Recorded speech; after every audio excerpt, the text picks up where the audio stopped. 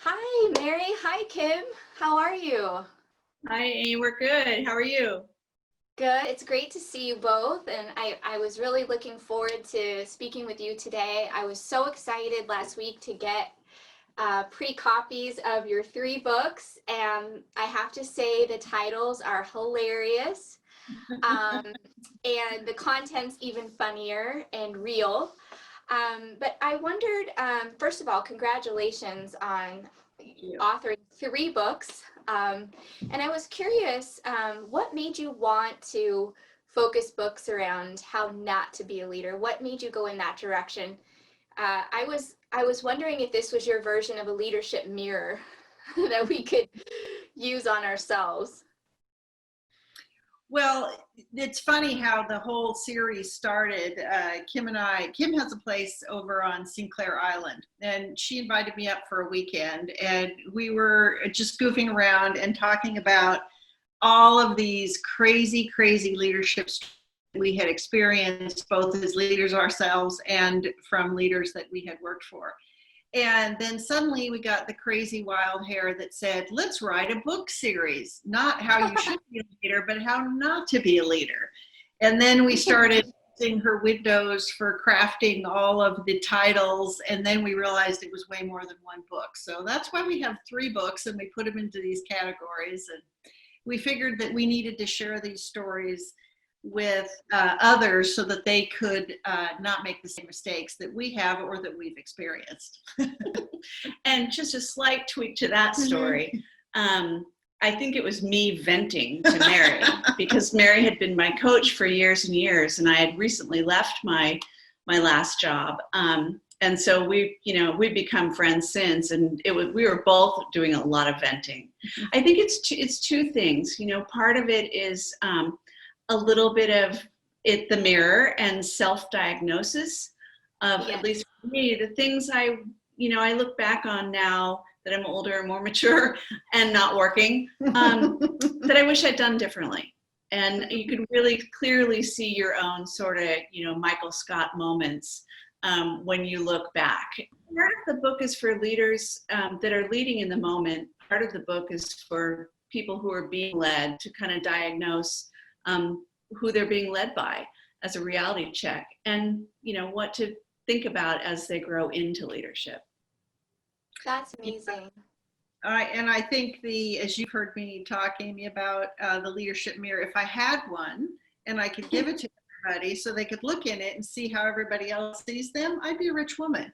Yes. But I don't. And so, our books are really to help people take a little look-see inside and go, oh, have I done that?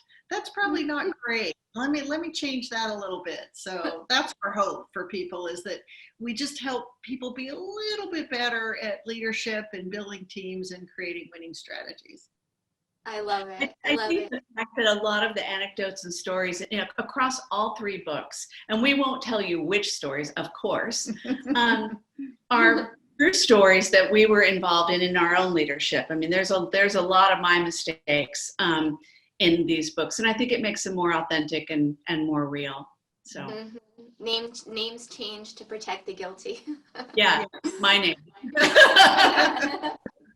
So your first book in the series is How Not to Be a Leader. So this is a chance for us to do some self-reflection on our own leadership, and also how it sounds like other bosses we've had, and what kind of manager or leader do we want to be to our people, which is great. And my favorite section in here is The Road to Hell Perfectly Paved by You.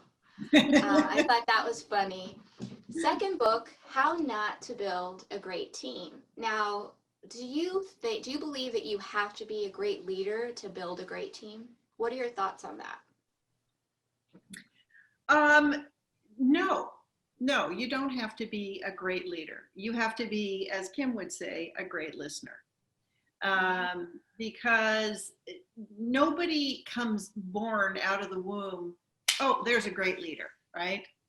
And it's one of the things that in the workplace today, people take for granted, that you're a good salesperson, therefore you're a good leader. You Yes. can manage people, or you're the best, architect, therefore you can be a great leader. And Yes. that's not the truth. And so No. the best leaders are those that can listen, can build their teams, can have a little self-reflection, i.e. the mirror. And those are the ones who end up building teams that really do things wonderfully. Mm-hmm. So finally, book 3, How Not to Build a Winning Strategy. Having a winning strategy is more important than ever, especially with what organizations and leaders are having to navigate today. So what are some thoughts that you would give leaders as they're navigating through a lot of emerging, converging, chaotic scenarios in the current times? And what are some tips or ideas that you would have for them on how to do it well? Well, I'll start and then I'll let Kim go. So particularly in our current times where we have multiple external events happening at once, which is very difficult for the leaders. One of the chapters that we have in How Not to Create a Winning Strategy is the plan is the plan is the plan. And so we have a lot of these leaders today who are saying, oh, well, no, but this was our plan. This is what we have to do. This is it, and they just plow ahead with this because they think that's being good leadership. Well, today, you have to have multiple plans. And quite frankly, you should have thrown out the plan that you had at the first of the year and started over again, because this is unprecedented and nothing that you thought in January is true today. And so leaders have to be flexible and adaptable and have multiple strategies today because we can't predict the future. There's so many different things happening at once. They need to have a lot of options. Really enjoyed reading through all 3 books. And so I'm sure people are going to want to know, how can I get your books? Where are they going to be sold and when are they going to be available? So can you tell us about that? Sure. Well, we're very excited to say that Simon & Schuster is our publisher, and our books will be published on October 27th. You can actually pre-order them now on Amazon. And the only difficult part in searching for them, you can look for either of our names and you'll find them. And you just have to put the "not" in parentheses. Amazon doesn't do a great job of searching for them. Oh, really? Yeah. So you have to have not. Yeah. So to recap, how not to be a great leader, the not has to be in parentheses. Correct. To find it, or how not to create a winning strategy. Okay, how not to build a winning team. So October 26th, but we can pre-order. Mary, Kim, thank you so much for having coffee with me today, and cheers to you both. Congratulations. And I know your books will help a lot of us. All right. Thanks so much. Thank you so much. Bye-bye. Great to see you both. Bye-bye. Bye.